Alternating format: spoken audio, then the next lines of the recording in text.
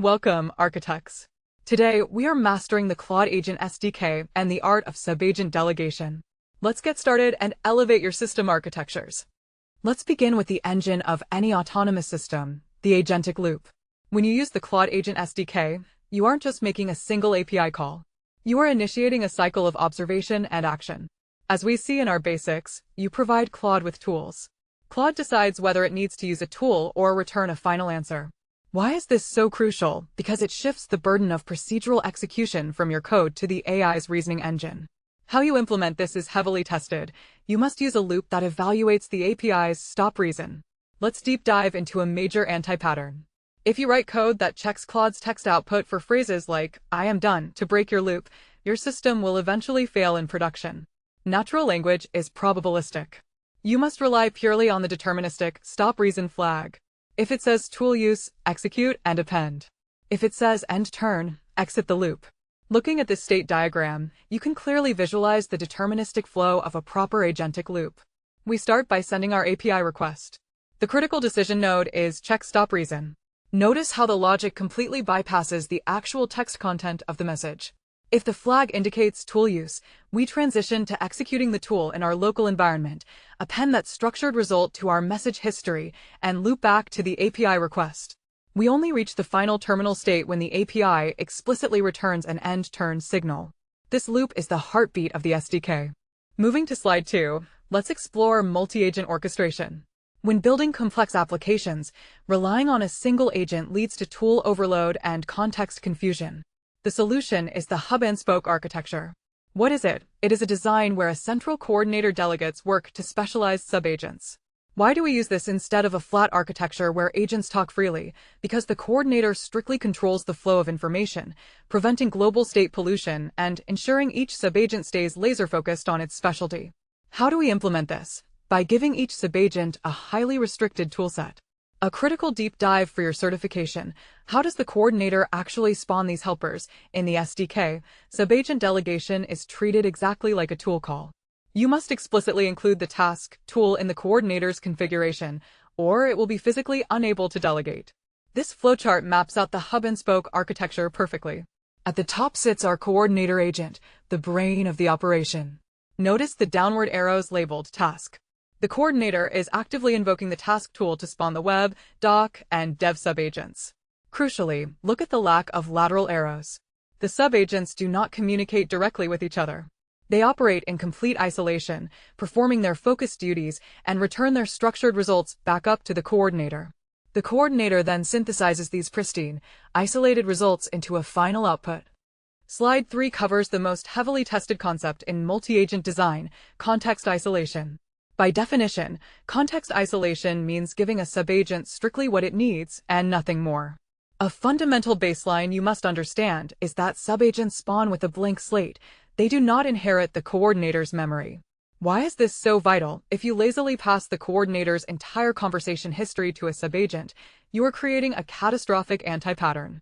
You will waste massive amounts of tokens and pollute the subagent's attention with irrelevant data, causing it to hallucinate or lose focus. How do you do it correctly? The coordinator must explicitly draft a targeted prompt. Let's look at the deep dive code. When invoking the task tool, you pass a specific prompt and a scoped context string. If an exam scenario suggests passing the full history, flag it immediately as the wrong answer. Examine this visual representation of context flow. On the left, we have the heavy, token-dense coordinator full history. The red line marked anti-pattern shows the dangerous practice of dumping this entire history directly into the subagent context. Instead, follow the green path.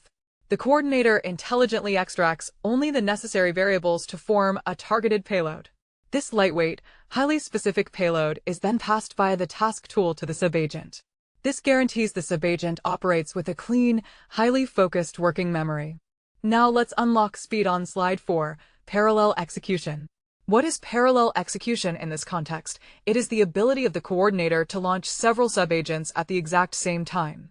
The basics here rely on the fact that the Claude API and SDK support multiple tool calls within a single response turn. Why should you architect your systems this way? Because sequential execution waiting for the web searcher to finish before the doc analyzer starts creates unacceptable latency in production. How it works is elegant. The coordinator simply requests the task tool multiple times in one go. For our deep dive, realize that parallelism requires upfront architectural planning. You must instruct your coordinator to perform broad task decomposition. It needs to look at a user's request, break it down into 4 independent subtasks, and dispatch them simultaneously to achieve maximum performance. This sequence diagram illustrates the temporal advantage of parallel execution. The coordinator initiates 2 task tool calls at the exact same moment, one to the web subagent, one to the docs subagent. Notice how the activation blocks for Subagent 1 and Subagent 2 overlap completely. They are working concurrently. As they finish, they return their respective results to the coordinator. Because the operations happen simultaneously rather than sequentially, the total wall clock time is reduced to the duration of the longest single subtask, after which the coordinator immediately synthesizes the final output. On slide 5, we bridge into Claude Code Subagent configuration. When you aren't writing pure Python but are configuring environments, you define subagents using markdown files with YAML formatter. What does this look like? You create a file in the .claude/agents directory. The basics require you to define the name, description, model, and tools array at the top of the file. Why use this formatter approach? It cleanly separates the metadata of the agent from its system prompt body. How does the main system know to use it? The description field is actively scanned during matching. Let's dive deep into a pro tip: description engineering. The description field serves a dual purpose. It tells the main agent when to trigger the subagent, but it also heavily influences how the main agent drafts the payload.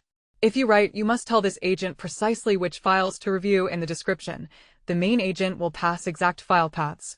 Review this structural class diagram representing a custom subagent configuration. The custom subagent object contains explicit properties: name, description, allowed tools, model, and the main system prompt body. Below it, the coordinator has 2 primary functions: scanning descriptions and drafting payloads. The arrows demonstrate the critical dual relationship we just discussed. The coordinator matches and activates the custom subagent based purely on its description property, and subsequently uses that same description property to formulate the exact payload it will pass when spawning it. Slide 6 focuses on making your subagents truly robust through design patterns. What makes a subagent predictable? Strict output formats and restricted tools. The basics dictate that you never let a subagent guess how to reply. Why? Because without a defined finish line, a subagent will get stuck in endless research loops, burning tokens. Furthermore, giving a code reviewer write access invites dangerous, unintended side effects. How do we fix this? Hardcode a numbered markdown checklist in the subagent system prompt outlining the exact sections it must return. Our deep dive here is obstacle reporting.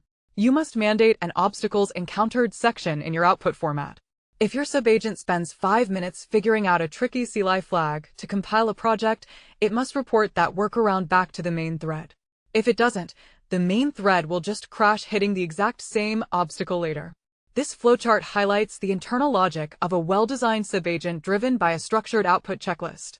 During execution, the subagent constantly evaluates if it has fulfilled the required checklist criteria. If not, it loops back to continue investigation using its limited read-only tools.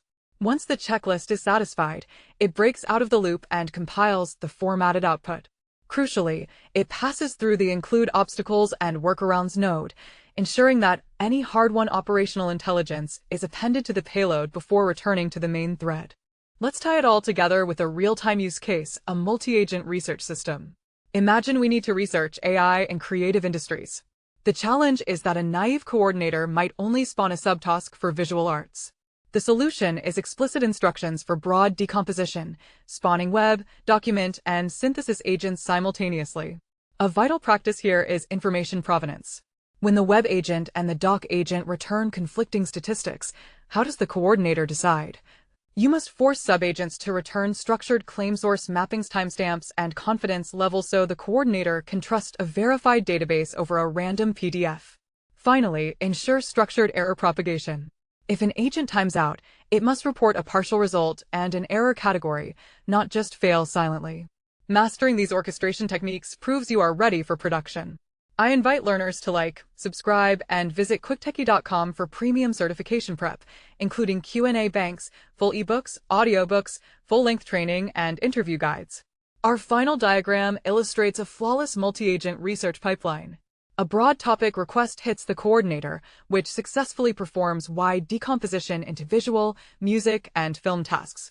These subagents execute in parallel, sending their isolated findings down to the synthesis agent. The synthesis agent acts as the final gatekeeper, performing strict provenance checks on the incoming data streams to resolve any contradictions based on source reliability, ultimately compiling a comprehensive, accurately cited final report. Thank you for watching.